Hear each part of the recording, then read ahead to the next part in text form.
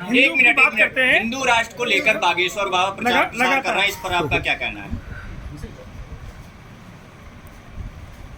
कभी भारत में नेपाल भी था, अफगानिस्तान भी था, पाकिस्तान की पैदावार नहीं थी, ना ही बांग्लादेश था। कभी भारत की सीमा इराक और ईरान तक जाती थी।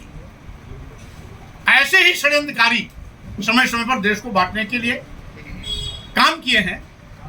आज जब भारतीय संविधान कहता है कि हम पंथ निरपेक्ष राष्ट्र की कल्पना करते हैं, हमारे देश की संस्कृति है हिंदू मुस्लिम सिख ईसाई सब है आपस में भाई भाई। इसी भारत भूमि से पूरी दुनिया में गया तो हम एक वर्ग जात विशेष के नाम पर देश को बांटने का अपराध नहीं कर सकते। जो लोग हिंदू राष्ट्र की बात कर रहे हैं वो देश को फिर से बंटवारे की ओर ले जा रहे हैं, यानी देश को फिर से बांटने का बीज बो रहे हैं। हिंदू राष्ट्र की मांग करना संविधान विरोधी बात है, राष्ट्र विरोधी बात है। इसलिए जो भी राष्ट्र विरोधी बात करता है, संविधान विरोधी बात करता है, वो देश का हितैषी नहीं है। अच्छा ये बताइए 2000 का केशव प्रसाद मौर्य ने आज बयान दिया था कि 2000 के नोट पे जो है ना भ्रष्टाचार अभियान एक महीने महासंपर्क अभियान भारतीय जनता पार्टी चला रही है। समाजवादी पार्टी कैसे उसका मुकाबला करेगी, क्या रणनीति बनाई है? अभी अभी आपने समाजवादी पार्टी के राष्ट्रीय अध्यक्ष अखिलेश यादव जी का बयान पढ़ा भी होगा, सुना भी होगा। हम जातिवार जनगणना एवं सरकार की आरक्षण खत्म करने की नीति के खिलाफ जनता के बीच में जाएंगे। चाहिए प्रधानमंत्री का नाम सामने आ रहा है, कुछ लोगों का कहना राष्ट्रपति को करना। सही बात तो पद गरिमा के मुताबिक नए पार्लियामेंट का उद्घाटन महामहिम राष्ट्रपति के कदमों द्वारा ही तो होना चाहिए। और साथ ही साथ माननीय प्रधानमंत्री जी सदन के नेता हैं, लेकिन दोनों पार्टियों के संयुक्त अधिवेशन को जब संबोधित करना होता है तो महामहिम राष्ट्रपति जी उसको संबोधित करते हैं। इसलिए संवैधानिक मर्यादा, मान्यता, परंपरा के आधार पर संसद का उद्घाटन महामहिम राष्ट्रपति जी को ही करना चाहिए। ऐसा बताया था, आज उनकी तरफ से बयान आया है, पार्टी की तरफ से उन्होंने आपको, उनके पुत्र ने बयान दिया है कि आपको भगौड़ा कहा है, इस पर क्या रिएक्शन है? हमें कोई रिएक्शन नहीं है, क्योंकि उन्होंने कहा था कि अगर अखिलेश यादव जी और सोनिया जी, मायावती जी सब एक हो जाए तो हम उनके पास चले आएंगे। हिंदू राष्ट्र को तो जब वो छोड़ के चले गए हैं तो वो आने का सपना क्यों देख रहे हैं? आप भाजपा की गोदी में हैं तो वहां रह के वो खुश रहे। उनके जाने का हमें कोई मलाल नहीं है, लेकिन उन्होंने जो किया पूरे प्रदेश ने देखा। सही माने में संविधान की ही शपथ लेकर के लोग संवैधानिक पदों पर बैठते हैं और संविधान का सम्मान हम सबका सर्वोच्च प्राथमिकता भी है। लेकिन ये दुर्भाग्य है कि संविधान की शपथ लेने वाले लोग संवैधानिक पदों पर बैठकर संविधान की व्यवस्था को तार तार करने में लगे हुए हैं। क्योंकि अभी अभी गोरखपुर विश्वविद्यालय में 117 पदों पर professor, reader, associate professor, assistant professor के पदों भर्ती हुई, जिसमें मात्र 6 पदों पर सभी आरक्षित वर्ग के लोगों को समेट दिया गया। उसी 6 पद में अनुसूचित जात, अनुसूचित जनजात, पिछड़े वर्ग और अल्पसंख्यक भी शामिल है। यानी 90% लोगों को 6 सीट और 10% लोगों को 117 में से 11 सीट। अंधा बाटे रेवड़ी, अपन अपन का दे। भाजपा सरकार अपने चहेतों को मन चाहे तरीके से कानून संविधान की धज्जियां उड़ाकर लोगों को समायोजित कर रही है। और यहां तक कि भाजपा सरकार के बड़े नेता जो देश के माननीय प्रधानमंत्री भी हैं, कहते हैं सबका साथ, सबका विकास, सबका विश्वास। सबका साथ लेकर के बारी बारी से सबके विश्वास का गला घोट रहे हैं। लिटरल एंट्री के नाम पर 340 से ज्यादा अब तक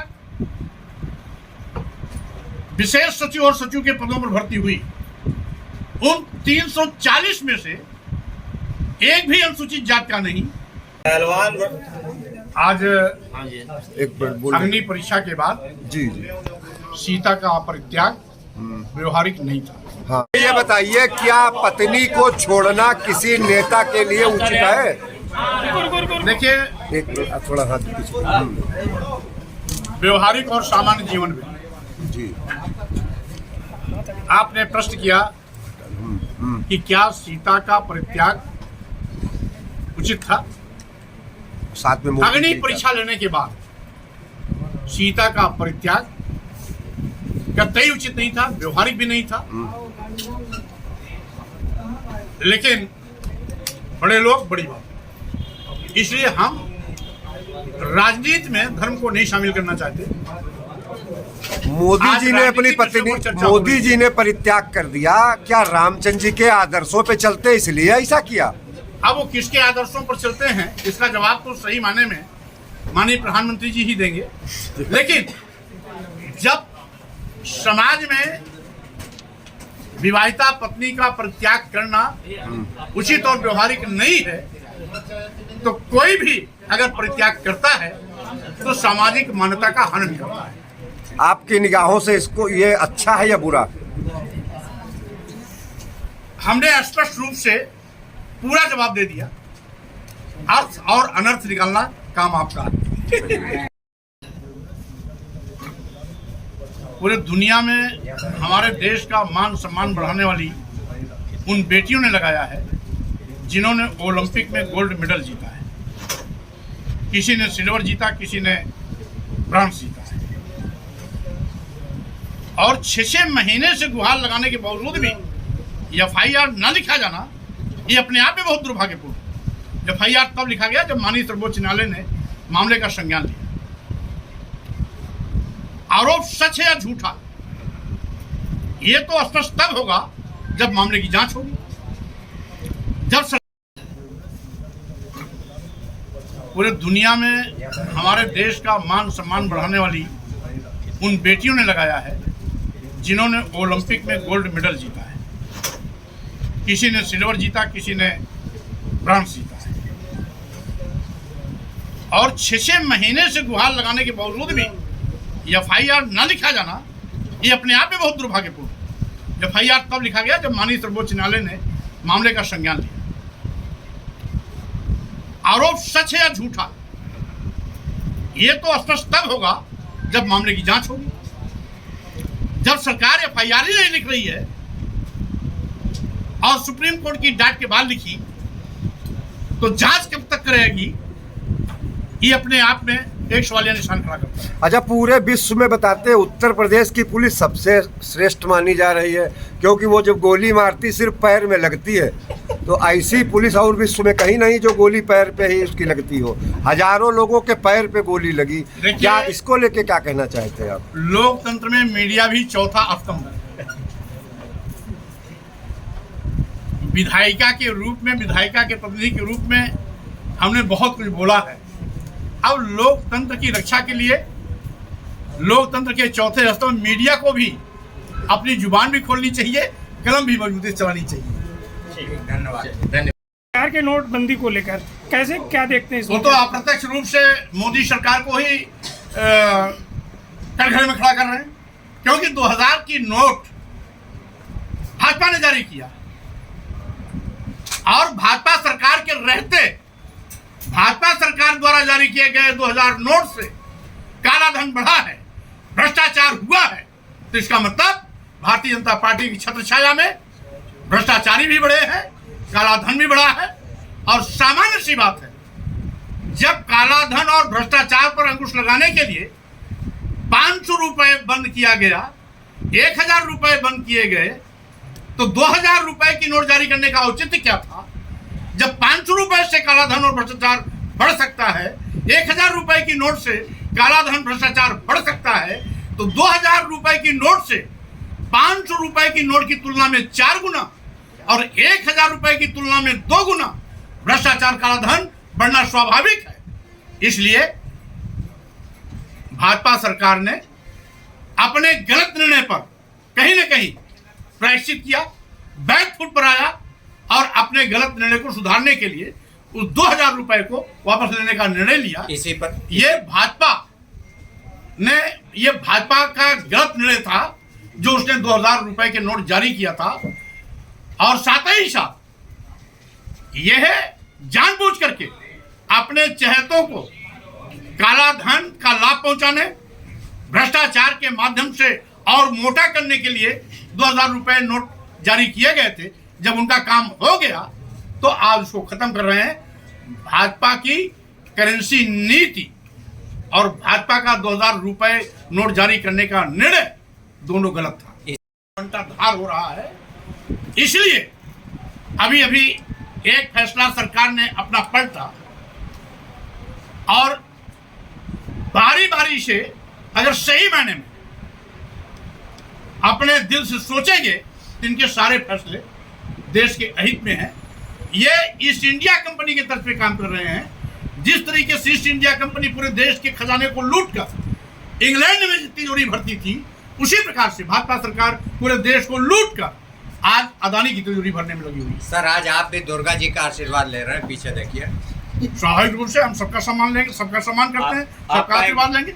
आपका एक बयान है कि देश जो है संविधान से चलेगा, किसी बाबा के बयान से नहीं। तो इसमें कौन सी नई बात है? देश संविधान से चल ही रहा है और आगे भी चलेगा। द केरल वो संविधान के मुखिया राष्ट्रपति का अपमान करने में क्या देर है? तो इसलिए आज भारतीय जनता पार्टी विदाई की ओर क्यों? इसीलिए कि सारे संवैधानिक मान्यताओं को तोड़ा जा रहा है। लोकतंत्र को कुचलने के लिए ईडी, सीबीआई, इनकम टैक्स का दुरुपयोग किया जा रहा है। विपक्षी पार्टी के नेताओं को एक एक करके ईडी, सीबीआई और इनकम टैक्स का भय दिखाकर उनकी आवाज पर ताला लगाने की कोशिश की जा रही है, और यहाँ तक कि संविधान प्रदत्त आरक्षण के अधिकार को भी छीना जा रहा है। तो स्वाभाविक रूप से सरकार जो कर रही है उसके कुकर्मों का पाप भी उसी को ढोना पड़ेगा। अच्छा, आप भाजपा के खिलाफ जैसे कुछ भी बोल रहे हैं, ऐसा तो नहीं आपके ऊपर भी ईडी और सीबीआई की जांच शुरू हो जाए? मैं हमेशा दलितों, पिछड़ों, आदिवासियों की आवाज, सम्मान, स्वाभिमान, आरक्षण और अधिकार की लड़ाई लड़ता रहा हूं, आगे भी लड़ता रहूंगा।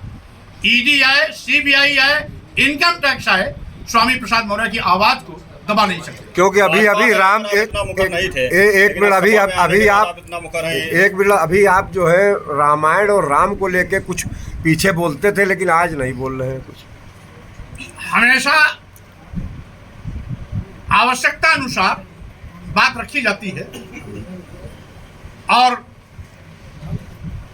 जब उचित अवसर हो और जिस संबंध में बात हो रही हो वही बात रखना समीचीन है। आप लोगों ने जो पूछा मैंने उसका उत्तर दी। रामचंद्र जी तो दलित बिरादरी और सबके बड़ा चाहते थे, उनके जूठे वेर खा लेते थे, तो अब रामचंद्र जी का क्यों विरोध कर? हमने रामचंद्र जी का कभी विरोध किया ही नहीं। अच्छा। जो लोग इस प्रकार की बात करते हैं वो भ्रामक प्रचार कर रहे हैं। नहीं, वो ढोल गंवार शूद्र पशुनारी वाला ये रामचरित्र का चरित्र नहीं था। रामचंद्र जी का चरित्र तो सही बात में जो सबरी के जूठे बैर खाए, आदिवासियों को गले लगाए, निषाद राज को गले लगाए, तो तुलसीदास जी तो भगवान राम के चरित्र के विपरीत काम किए ना। उन्होंने, भगवान राम ने किसी गाली नहीं दिया, भगवान राम ने किसी को नीच नहीं कहा, भगवान राम ने किसी को अधम नहीं कहा, लेकिन तुलसीदास जी राम का नाम लेकर के उन्होंने सब कुछ कह दिया। मतलब राम राज्य की संकल्पना आप भी मतलब कर रहे हैं। स्वाभाविक रूप से राम राज का मतलब तो जमाना गया। आज संविधान है, आज लोकतंत्र का राज होगा। लोकतांत्रिक पहले राजा रानी के पेट से पैदा होते थे, आज राजा जनता के वोट से पैदा होते हैं। इसलिए लोकतंत्र में राम राज नहीं चल सकता। हिंदू राष्ट्र को लेकर क्या